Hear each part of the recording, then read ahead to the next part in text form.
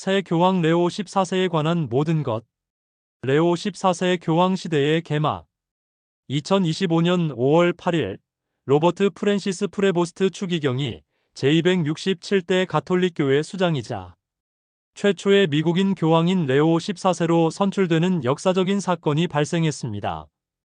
전 세계 14억 가톨릭 신자들에게 영향을 미치는 이 사건은 종교계뿐만 아니라 국제적으로도 큰 주목을 받았습니다. 이번 교황 선출은 2025년 4월 21일 프란치스코 교황의 서거 이후 이루어졌습니다. 콘클라베와 발표. 교황 선출을 위한 콘클라베는 2025년 5월 7일 시스티나 성당에서 시작되어 약 24시간 후인 5월 8일에 결론을 맺었습니다. 비교적 짧은 시간 내에 교황이 선출된 것은 추기경들 사이에 어느 정도 합의가 이루어졌음을 시사합니다. 5월 8일 로마 시간으로 오후 6시 7분 시스티나 성당 굴뚝에서 흰 연기가 피어오르며 새 교황의 선출을 알렸습니다. 이는 교황 선출의 상징적인 신호로 전 세계의 이목을 집중시키는 순간입니다. 곧이어 성 베드로 대성전의 종이 울려 퍼지며 이를 공식적으로 확인했습니다. 공식 발표는 로마 시간으로 오후 7시 12분 수석 부제인 프랑스 출신 도미니크 맘베르티 추기경이 성 베드로 대성전 중앙 발코니에서 하베무스 파팜 HABEMUS PAPAM 우리에게 교황이 있습니다이라는 전통적인 라틴어 문구와 함께 이루어졌습니다. 로버트 프랜시스 프레보스트 추기경은 교황직을 수락하고 레오 14세라는 이름을 택했습니다. 교황명을 선택하는 것은 새 교황의 첫 번째 공식 행위로 그의 삶의 새로운 장을 열고 교황 통치의 방향을 암시할 수 있습니다. 헌신의 삶. 레오 14세 교황의 생애. 레오 14세 교황은 1955년 9월 14일 미국 일리노이주 시카고에서 로버트 프랜시스 프레보스트로 태어났습니다. 그의 시카고 출생은 미국 역사상 첫 번째 미국 태생 교황이라는 점에서 매우 중요한 의미를 지닙니다.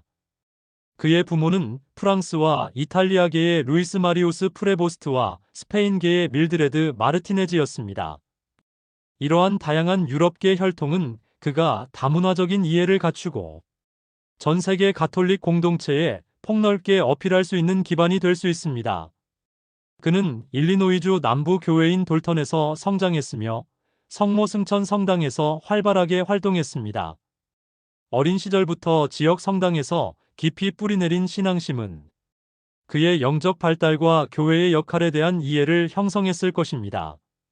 1977년에는 펜실베이니아주 빌라노바 대학교에서 수학 학사 학위를 받았습니다. 수학 분야의 배경은 그가 가톨릭 교회와 같은 거대하고 복잡한 조직을 이끄는데 귀중한 분석적이고 논리적인 문제 해결 능력을 제공할 수 있습니다. 그는 1982년 시카고 가톨릭 신학 연합에서 신학 석사 학위를 받았으며 이는 그의 향후 사제로서의 역할에 필요한 교회 교리와 가르침에 대한 탄탄한 기초를 제공했습니다. 그는 1982년 로마에서 사제 서품을 받았습니다. 로마에서의 서품은 그가 가톨릭 교회의 중심부와 일찍부터 연결되었음을 의미합니다.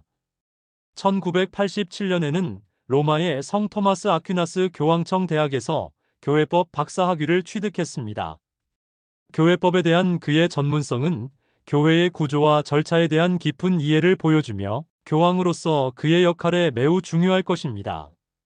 그는 수년간 페루에서 광범위한 선교 활동을 펼쳤으며 본당 신부, 신학교 교사, 교구 관리를 역임했습니다. 2015년에는 페루 시민권을 취득하기도 했습니다.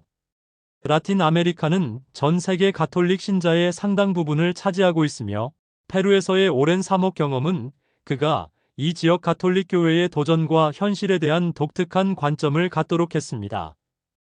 2001년부터 2013년까지 성 아우구스티노 수도회의 총장으로 봉사하며 수세기 만에 첫 아우구스티노회 출신 교황이 되었습니다.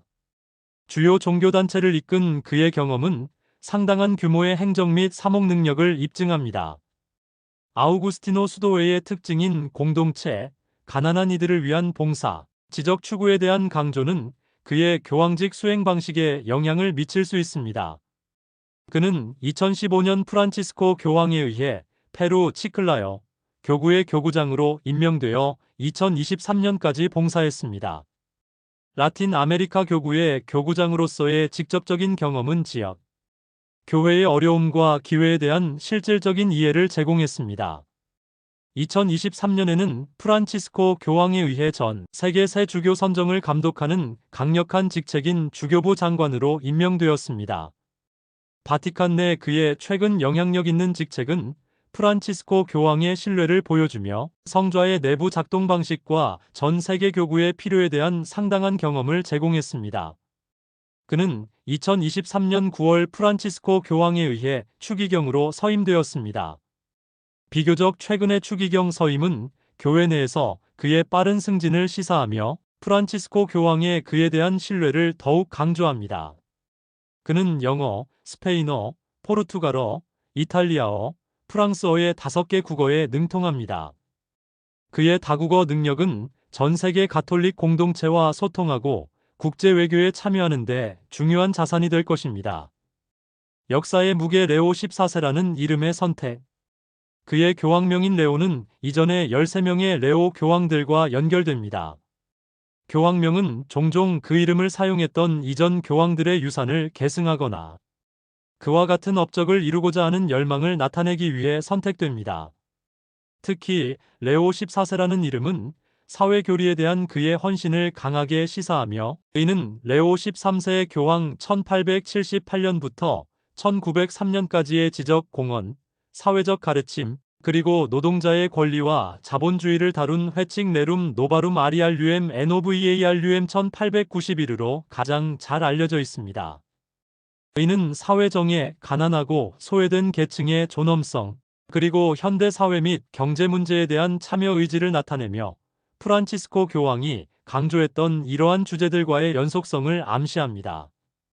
또한 이 이름은 격동의 시대에 강력한 지도력을 보여주고 침략으로부터 교회를 방어한 것으로 알려진 레오 1세 교황 네오 대제 440년부터 461년 재위를 언급하는 것일 수도 있습니다. 이는 현대의 도전에 직면하여 교회의 가르침과 통일성을 수호하려는 의지를 시사할 수 있습니다. 또 다른 가능한 언급은 프란치스코 교황의 이름을 딴 성, 프란치스코 아시시의 가까운 동료였던 레오 형제를 가리키는 것일 수 있으며 이는 이전 교황과의 연속성을 암시합니다. 레오 14세 교황의 첫 연설. 레오 14세 교황은 성 베드로 대성전 발코니에서 평화가 여러분과 함께하기를 페이스 SIA 칸 VOI라는 이탈리아어로 시작하는 첫 공식 연설을 했습니다. 평화에 대한 그의 첫 번째 메시지는 현재 세계적인 분쟁과 불안 상황을 고려할 때 그의 교황직의 방향을 설정하는 중요한 의미를 지닙니다. 그는 이탈리아어로 연설한 후 스페인어로 전환하여 페루에서의 사목 활동을 회상하고 치클라요 교구에 감사를 표했습니다. 이는 라틴 아메리카에서의 그의 경험이 얼마나 중요한지를 강조하며 스페인어를 사용하는 전 세계 가톨릭 신자들에게 직접적으로 다가가려는 의지를 보여줍니다. 그의 연설은 평화, 대화, 선교적 복음화, 그리고 다리를 놓는 것과 같은 주제를 강조했습니다. 이러한 주제들은 특히 대화와 아웃리치에 대한 프란치스코 교황의 우선순위와 어느 정도 연속성을 보여줍니다. 그는 전임자인 프란치스코 교황에게 감사를 표하고 그의 발자취를 따르고 축복을 이어가겠다는 의지를 밝혔습니다. 이는 프란치스코 교황의 유산에 대한 존경심과 그 유산을 바탕으로 교회를 이끌어갈 의지를 시사합니다. 그는 자신의 아우구스티노의 신분을 언급하며 성 아우구스티노의 나는 여러분과 함께 있을 때는 그리스도인이지만 여러분을 위해서는 주교입니다라는 말을 인용했습니다. 이는 그의 수도회적 배경이 그의 정체성과 리더십 접근 방식에 얼마나 중요한지를 강조하며 봉사와 신자로서의 역할과 목자로서의 역할을 동시에 강조합니다. 그는 또한 함께 걸어가고 경청하고 대화와 환영에 열려있는 시노달 교회에 대한 열망을 표명했습니다. 이는 프란치스코 교황이 지속적으로 강조해온 시노달리테, 즉 성직자와 평신도를 포함한 교회 내 대화와 식별 과정에 대한 헌신을 나타냅니다. 주목할 만한 점은 프란치스코 교황이 피했던 전통적인 붉은 교황 망토를 착용했는데 이는 교황직 수행에 있어 다소 전통적인 접근 방식을 암시할 수 있습니다. 향후 행보 잠재적 우선순위 및 의제. 일부에서는 레오 14세 교황이 프란치스코 교황의 영적 쇄신과 구조적 개혁 비전을 이어갈 것으로 예상합니다. 프란치스코 교황이 그를 바티칸의 핵심 직책에 임명했다는 점을 고려할 때 레오 14세 교황도 그의 전임자와 비슷한 교회의 미래에 대한 비전을 공유할 가능성이 높습니다. 레오 13세와 프란치스코 교황을 반영하여 사회정예, 가난한 이들, 소외된 계층에 대한 강조가 지속될 것으로 보입니다. 이는 그의 교황명 선택과 첫 연설을 통해 더욱 분명해졌습니다.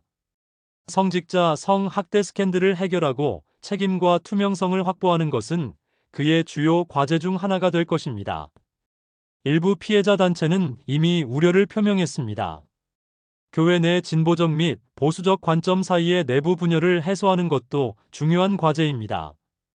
프란치스코 교황의 개혁은 일부 저항을 불러일으켰으며 레오 14세 교황은 다양한 관점을 존중하면서 통일성을 증진할 방법을 찾아야 할 것입니다. 전쟁, 기후변화, 난민 위기와 같은 전 세계적인 문제에 대한 참여도 예상됩니다. 프란치스코 교황은 이러한 문제에 대해 목소리를 높였으며 레오 14세 교황의 첫 연설에서 평화를 강조한 점을 고려할 때 그도 이러한 문제들을 계속 다룰 가능성이 높습니다. 바티칸 교황청 내 개혁도 지속될 수 있습니다. 프란치스코 교황은 일부 행정 개혁을 시행했으며 레오 14세 교황은 효율성과 투명성을 개선하기 위해 이러한 노력을 계속하거나 조정할 수 있습니다. 일부 지역에서 성직자 수가 감소하고 젊은이들이 교회를 멀리하는 문제에 대처하는 것도 중요한 과제입니다. 이는 혁신적인 아웃리치 및 복음화 접근 방식을 요구하는 장기적인 과제입니다. 복잡한 문제 탐색 레오 14세 교황의 입장. LGBTQ 권리. 레오 14세 교황은 프란치스코 교황보다 LGBTQ 권리에 대해 덜 진보적인 견해를 가질 수 있는 것으로 보입니다. 2012년 과거 발언에서 그는 동성애적 생활 방식과 동성 파트너와 그들이 입양한 자녀로 구성된 대안, 가족을 포함하여 복음에 어긋나는 신념과 관행에 대한 언론의 동정에 대해 우려를 표명했습니다. 이러한 발언은 LGBTQ 가톨릭 신자들과 옹호 단체들 사이에서 우려를 불러일으켰습니다. 그러나 그는 보다 포용적인 교회를 만들고자 하는 프란치스코 교황의 일반적인 목표를 지지했습니다.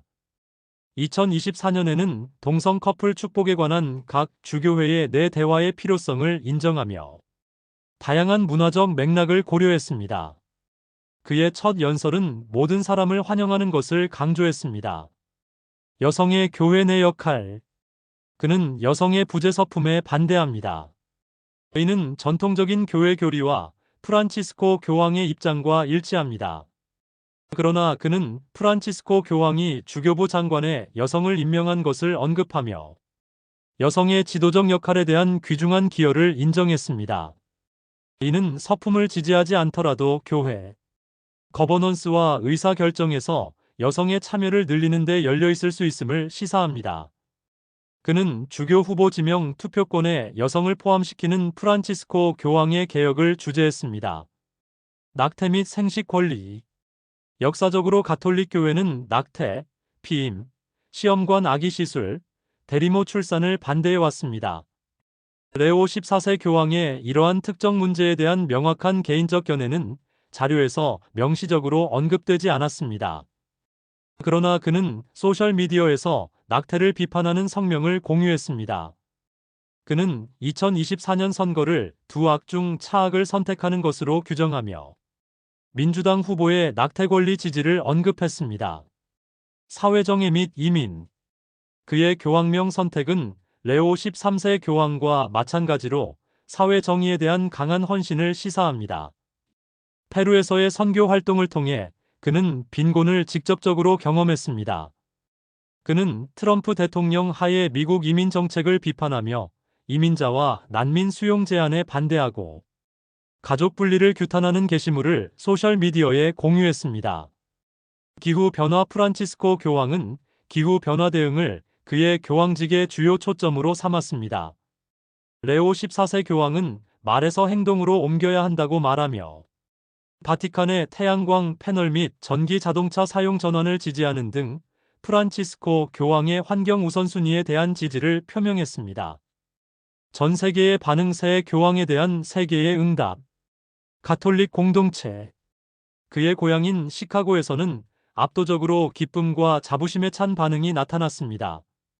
많은 이들이 프란치스코 교황의 가난하고 소외된 이들에 대한 관심이 지속되기를 희망했습니다. 일부 보수적인 논평가들은 우려를 표명한 반면 진보적인 단체들은 희망적인 반응을 보였습니다.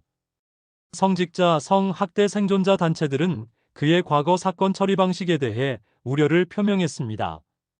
정치 지도자 도널드 트럼프 미국 대통령은 레오 14세 교황에게 축하를 보내며 미국인 교황 탄생의 역사적 중요성을 언급했습니다.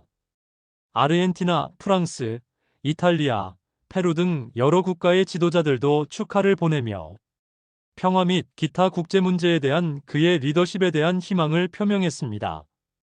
옹호 단체. LGBTQ 가톨릭 단체들은 과거 발언을 언급하며 우려와 희망을 동시에 표명했지만 그의 첫 환영 메시지에 주목했습니다. 향후 과제와 기회.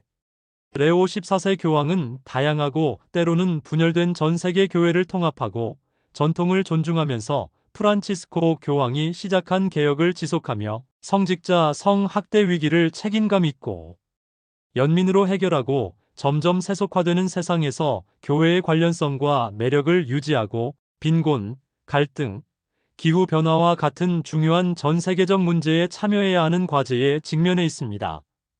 동시에 그는 최초의 미국인 교황으로서 새로운 관점을 제시하고 문화적 격차를 해소하며 새로운 대화를 촉진할 수 있는 기회를 가지고 있습니다. 마무리하며 레오 14세 교황 통치의 시작. 시카고 출신의 선교사로서 페루와 바티칸에서 광범위한 경험을 쌓은 레오 14세 교황의 선출은 가톨릭교회 역사상 중요한 순간입니다. 최초의 미국인 교황이라는 그의 역사적인 선출과 그가 선택한 이름의 상징성은 그의 교황직의 잠재적 방향을 시사합니다. 그는 변화와 연속성의 균형을 맞추고 21세기 가톨릭 교회가 직면한 과제와 기회에 대처하면서 그의 통치를 시작할 것입니다. 레오 14세의 방한 예정. 새 교황 레오 14세의 방한은 2027년으로 예정되어 있습니다.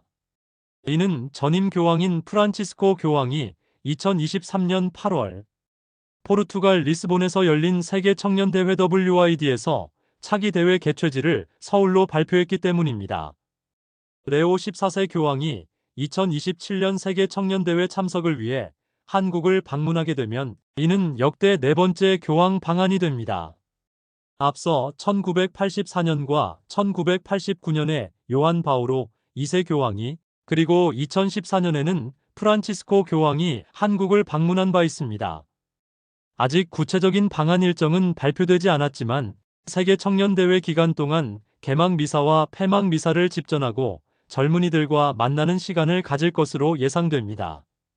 세계 청년대회는 전 세계의 젊은 가톨릭 신자들이 모이는 대규모 행사로 교황의 참석은 이들에게 큰 의미를 지닙니다. 이번 레오 14세 교황의 방한은 한국 천주교뿐만 아니라 한국 사회 전체에도 큰 관심과 기대를 모으고 있습니다. 교황의 방문은 종교를 넘어 문화 교류와 평화 메시지 전달에도 중요한 계기가 될 것으로 보입니다.